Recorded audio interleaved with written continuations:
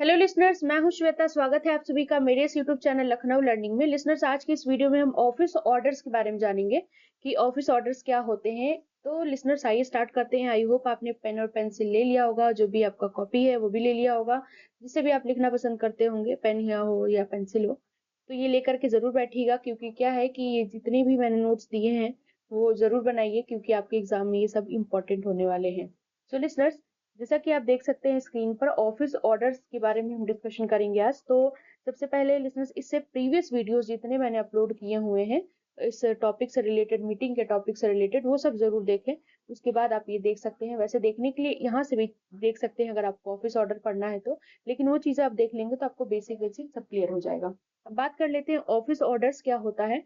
तो इसमें क्या होता है, ऑफिस ऑर्डर एक बेसिकली फॉर्मल कम्युनिकेशन होता है लिसनर्स, जो कि एक ऑर्गेनाइजेशन या संस्था के द्वारा इशू किया जाता है, ताकि इंस्ट्रक्शंस को कन्वे किया जा सके, डिसीजंस को बताया जा सके, अनाउंसमेंट की जा सके। उसको कहते हैं ऑफिस ऑर्डर। समझ ही में आ रहा होगा कि ऑफिस का ऑर्डर, ऑफिस से ऑर्डर आया है जो भी, तो ये बेसिकली क्या है, कोई ऑर्गेनाइजेशन क्या करता है, जब इंस्ट्रक्शन देता है, कोई डिसीजन लेता है या अनाउंसमेंट करता है, तो ये ऑर्डर ही तो है इम्प्लॉयज के लिए कि उनको ये चीज करना है। तो वही होता है ऑफिस ऑर्डर। तो ये basically wide range of topics को कवर करता है, जिसमें अगर पॉलिसी मान लीजिए चेंज कर दी गई है तो उसके बारे में बताया गया है, या फिर किसी को रिस्पॉन्सिबिलिटी दी गई है कि आपको ये काम करना है। तो असाइनमेंट ऑफ रिस्पॉन्सिबिलिटीज का यही मतलब है कि किसी इंप्लॉय को ये रिस्पॉन्सिबिलिटी दी गई कि आपको ये काम करना है।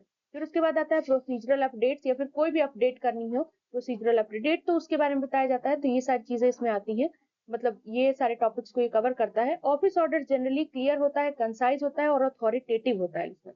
अब बेसिक फॉर्मेट और एग्जांपल में आपको ऑफिस ऑर्डर के दिखाने वाली हूँ कि क्या होगा। तो पहले आप ऑर्गेनाइजेशन का नाम लिख लोगे। ऑफिस ऑर्डर ऐसे लिखते हैं, पहले ऑर्डर नंबर आप लिखोगे, उसके बाद डेट लिखेंगे, किसके द्वारा इशू किया गया है, फिर सब्जेक्ट, उस ऑर्डर का सब्जेक्ट क्या है। यानी कि in exercise of the authority vested in me the following office orders is issued. यानी कि ये कुछ ऑर्डर्स बताए गए हैं। जैसे ऑर्डर कौन से हैं, जैसे देख लीजिए आप। ऑर्डर में जैसे एक्शन, इंस्ट्रक्शन, डिसीजन कोई लिया गया है पहला, यानी कि डिटेल एक्सप्लेनेशन होगा उस एक्शन और डिसीजन का, कोई भी रिलेवेंट डेट और डेडलाइन होगी तो वो बताई जाएगी। अगर दूसरा एक्शन, इंस्ट्रक्शन या डिसीजन लिया गया है तो उसका डिटेल एक्सप्लेनेशन होगा उस एक्शन और डिसीजन का, फिर कोई रिलेवेंट डेट और डेडलाइन होगी तो वो बताई जाएगी। इसी तरीके से तीसरा एडिशनल इंस्ट्रक्शन और कह सकते हैं एक्शन और इंस्ट्रक्शन है तो वो बताया जाएगा, उसका डिटेल एक्सप्लेनेशन अगर नीडेड है तो दे दिया जाएगा एज नीडेड, मतलब जितनी जरूरत है बता दी जाएगी आपको। फिर आता है कॉम्प्लियंस। लिसनर्स, वैसे कॉम्प्लियंस में क्या बताया गया है, तो जितने भी कंसर्न पर्सनल होंगे, एम्प्लॉयज होंगे, उनको बताया जाता है कि वो इंस्ट्रक्शंस जो भी उनको दिए गए हैं कि जो भी आउटलाइन इन दिस ऑर्डर, यानी कि ऑर्डर, इस ऑर्डर में जो भी चीजें इंस्ट्रक्शंस दी गई है उसके साथ वो रेडी रहे, कॉम्प्ली रहे। और कोई भी डेविएशंस होता है अगर डायरेक्टिव्स की तरफ से, तो वो भी फॉलो होगा, मतलब फॉर्मली रिपोर्ट किया जाएगा।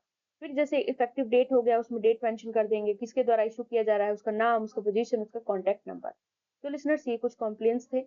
तो आई होप आपको समझ में आ गया। एग्जाम्पल मैं आपको दिखा देती हूँ। जैसे पहले कंपनी का नाम डाला, ऑफिस ऑर्डर में ऑर्डर नंबर, डेट, और किसके द्वारा, जॉन स्मिथ के डेट, जैसे आज 24 नवंबर है 2024, तो ये डाल दिया। ऑर्डर नंबर ये था 001/2024, इशूड बाय जॉन स्मिथ ने किया है, जो कि ह्यूमन रिसोर्स मैनेजर है, एचआर मैनेजर है। ऑफिस सब्जेक्ट क्या है, ऑफिस वर्क आज चेंज फॉर दिसंबर 2024, मतलब ऑफिस के जो काम करने के जो वो आप कह सकते हैं आवर्स हैं, उनको चेंज करने की बात की जा रही है, वो भी दिसंबर 2024 में।